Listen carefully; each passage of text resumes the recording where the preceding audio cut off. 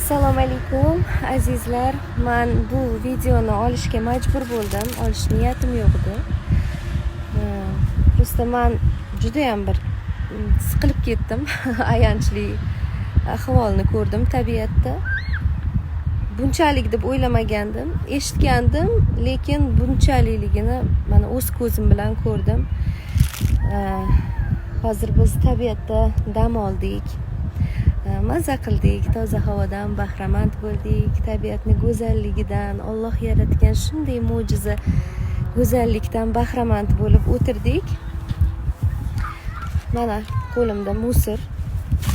Shuncha musor mana yig'dik.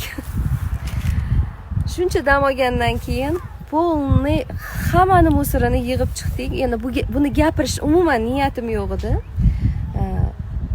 Bo'lmasa o'sha pamperslarni ichida musorlari bilan birga pamperslarni olayotganimda qo'ynim aynib ko'p aytib bo'lmaydigan darajadagi musorlarni yig'ayotganimizda o'zi syomka qilardim agar niyatim bo'lganda, lekin chidolmadim, to'g'risi majbur bo'ldim mana o'sha aytishga.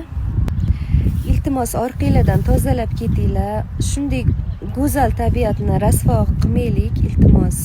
Chunki biz bu joyni ham zo'rg'a qidirib topdik. Hamma joyni уже yopib qo'yishgan. Zo'rg'a mana shu yerga topib keldi, chunki biz tabiiy prirodada, dikий prirodada o'tirgimiz keldida. Dacha-pacha qilgimiz kelmadi. Tabiiy prirodada o'zimiz mana qilib palatkalar qurib, maza qilib yerda o'zimiz shashliklar qilib, maza qilib o'tirgimiz keldi. Shunaqa zo'rg'a topib keldik bu joyni. Chunki hamma joyni yopib tashlagan. Nima uchun? Hamma joyni musor qilyapti insoniyat. Unaqa qilmaslik kerak. Oxiri bunaqa tabiatga zor bo'lib qolmaylik, iltimos. Hamma narsani nimani qilsang xor, o'shanga bo'lasan zor degan. Iltimos. Xor qilmaylik. Alloh yaratgan shunday go'zallikni. Bu bizning vatanimiz, bu bizning tabiatimiz, bu bizning uyimiz. Uyimizda bunaqa o'tirmaymiz. Iltimos. Bu hammaga tegishli emas. Bu sal farosatdan kamroq odamlarga tegishli. Endi har kim o'zi biladi nima ish qilganini, lekin iltimos hammamiz orqamizdan tozalab ketsak, bunaqa rasvo bo'lib ketmaydi tabiat. Bu yog'i o'sha yoz, hamma dam olishga chiqadi. Iltimos shu narsaga e'tibor beringlar.